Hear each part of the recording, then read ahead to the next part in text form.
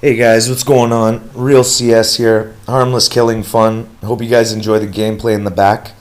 There's a whole bunch of things that I want to talk about. Obviously, this is going to be more than a couple of minutes, but it shouldn't be too much longer than 10 minutes of your time. So, if you can obviously just bear with me, then let's get started.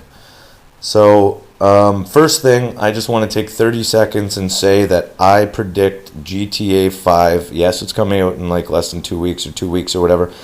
That game will be coming out sometime around Christmas. They're going to blackball us. They're going to tell us that it's coming out on the next gen. It's not wishful thinking because regardless, I'm going to buy it on my PS3. But it's not wishful thinking. It's just the fact that if they don't bring it out on the next generation, we have to wait for 2 or 3 or more years until they actually do bring out something on the next gen. I don't think they're going to wait that long to profit off of the next generation. Do you? I don't think so.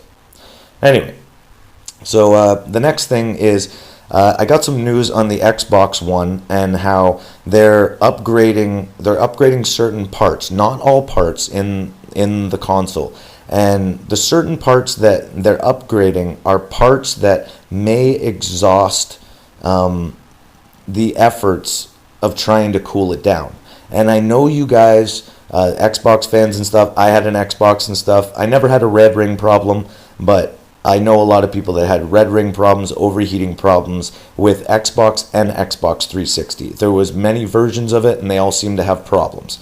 This one, they weren't going to give you the ability to turn it off. Now they are giving you the ability to turn it off. And now they're boosting what was already like a lower version of the counterpart, the PS4. So now they're trying to boost the hertz up a little bit. So if you're going to boost hertz up a little bit, always remember it's gonna make the motor and the fan work harder. It's going to be louder, and you have the possibilities of overheating because it's not designed like that. And also, I also read about the Xbox and how they're going to make sure that you know when the thing's getting heated. What do you mean you're going to know? It's not automatically going to turn off like a failsafe, like a fuse or a circuit breaker. It's just going to tell you. It was an incredibly vague article.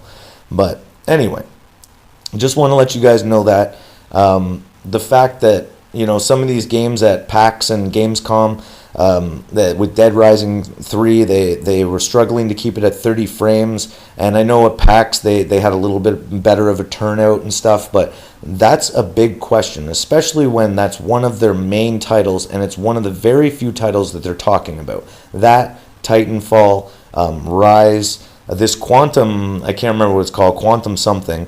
I only saw one video of that, and I haven't seen anything for like months, so I don't know what the heck's going on with that. One of my buddies told me that it's supposed to be a launch title, which makes absolutely no sense. But anyway, it's either poor marketing or they're just, I don't know. It's very confusing, and I would not trust that very much. I'm still debating on whether to buy an Xbox because I did want a couple of the exclusives, but if they're not even going to tell me much about these exclusives, and honestly, I know Xbox is notorious for giving us games that have awesome possibilities, and then, you know, after chapter 2 or 3 or 4, it kind of gets to be the same thing. So I'm not saying that PS doesn't have those games. PS definitely has those games too, but I noticed that with a lot of the games that I bought, I noticed most of the unique things in the first couple of hours of gameplay, and then it kind of plateaued. So I'm just awareing you guys of the problems, awareing you guys of the possible problems. I am also telling you guys that I may get an Xbox too, so I'm not hating in any way, so get that out of your head. The next thing is, I think I've touched on it before, but obviously I'm a stoner, so I can't remember. But cinematic gaming, and what I mean by cinematic gaming, like loosely, you know what I'm saying. Sorry, is pretty much is all games becoming a cinematic type of gameplay. And I was talking about that with the Last of Us and how I wasn't a fan and I was very bored watching it. And I know Naughty Dog is notorious for that stuff. And I know a lot of people are following that kind of era where it's like press a button and it does like some crazy fucking flip or whatever. And it's like, now you're kind of taking the fun out of it. Now we're just pretty much pressing a button and watching a movie. And I don't really want to do that unless it is incredibly, exciting. You know what I mean? Anyway, I just want to say that. I just want to pretty much generally ask you guys whether you think it's a good thing or a bad thing that cinematics are becoming so huge in gaming. But anyway, the next thing, going back to that quantum, what the fuck is it called? I keep thinking of Quantum Leap, the show from the 80s and early 90s or whatever, but it's definitely not that. But we did see a trailer, and it was kind of cool, aside from the, ship going through the fucking, going through the bridge like butter. But aside from that, I think it looked kind of cool. The possibilities of, coming into a place, seeing something explode, rewinding it to the point of impact, seeing who put the bomb there, and then letting it explode, and watching this guy go to the people that he has contact with, and then getting all that information, and then rewinding it again, and then making it so that way the bomb never happens. That's the way I look at that game, and that's awesome. So if you're looking at it a different way, and that gives you a new perspective, then you're welcome. Because honestly, that's exactly what stood out to me. And honestly, there are a couple of games on Xbox that I am, excited to see more about. Titanfall, obviously being the top on a lot of people's list. Titanfall looks awesome. It does look a lot like Call of Duty, and there are a bunch of people that work for Respawn that are from Call of Duty, are from the makers of or whatever. I can't remember whether they're from Treyarch or Infinity Ward or whatever, but they're some way affiliated.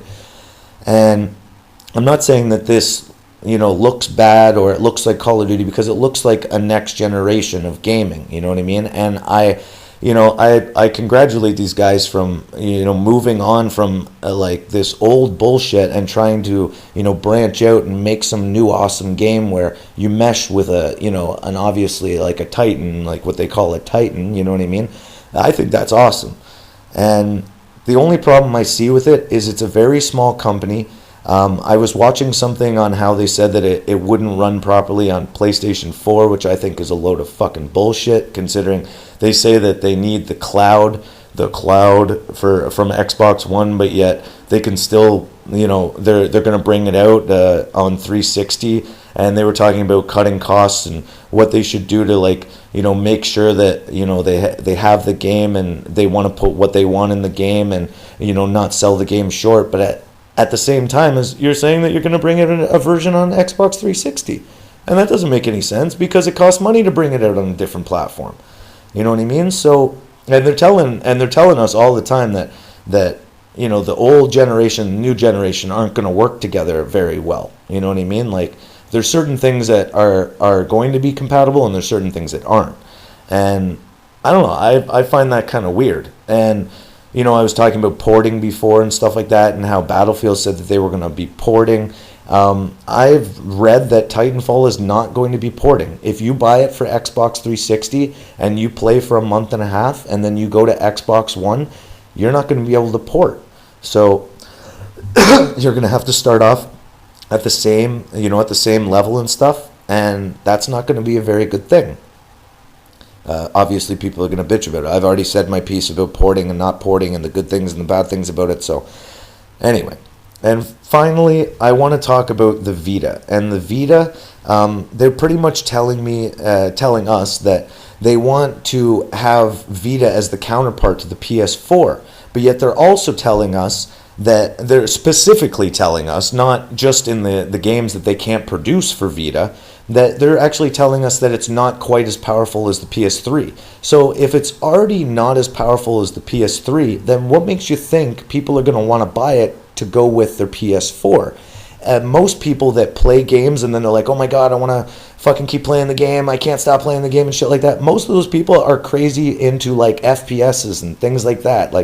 And if you can't make games like Battlefield and stuff like that, then there's no point. So I'm saying, honestly, I wouldn't put too much into the Vita. I would wait, and if they're going to bring out a next one, then go for that one, because then it'll actually have the power that you want. So that's a lot of stuff, a lot of things to consider. Feedback is always cool. Thanks for watching, guys.